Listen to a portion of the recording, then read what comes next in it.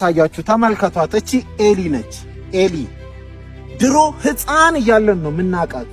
እንደ ፈረስ ሄጄባት አውቃለሁ። እንደዚህ ቁጭ ብዬ በጣም ህፃን ሆነን ሄጄባት አውቃለሁና በአባቶቻችን ጊዜ ነበረች። አሁን አለች። እኛ ትልቅ ሆነናል። እሷ ኑሯን እየቀጠለች ነው። እንዲያው አንድም ሰው እስከዛሬ ሰምቼ አላቅም። በጀት አድርጎላት አያቅም። ምግብ ተመድቦላት አያቅም። በራሷ ዓለም ነው የሚኖራት። ሰው ሁሉ ረስቷታል። ነገር ግን ብዙዎችን ቀብራለች። ብዙዎች እችን ያቋታል። እሷ አታውቃቸውም። በራሷ ዓለም ነው ያለችው። ነገር ግን ይኸው በኔም ትውልድ አለች።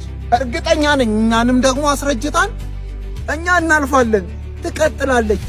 ድምጿ አይሰማም። ምን አይነት ድምፅ እንዳላት አናቅም። የሆነ ጊዜ ላይ ለመጮቻነት ተጠቅመናት ይሆናል። አያችሁ፣ በራሳችሁ ዓለም ሁኑ። ሰዎች ትኩረት አይስጧችሁ። ነገር ግን ውስጥ ለውስጥ ዝም ብላችሁ ህይወታችሁን ቀጥሉ። ሰዎች ሊታቿችሁ ይችላል።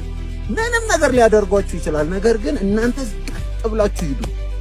ያኔ የሚሰድቧችሁ ሰዎች ያልፋሉ፣ ይቀበራሉ፣ ይረሳሉ። እናንተ ግን ስኬቶቻችሁን ቀዳጃላችሁ።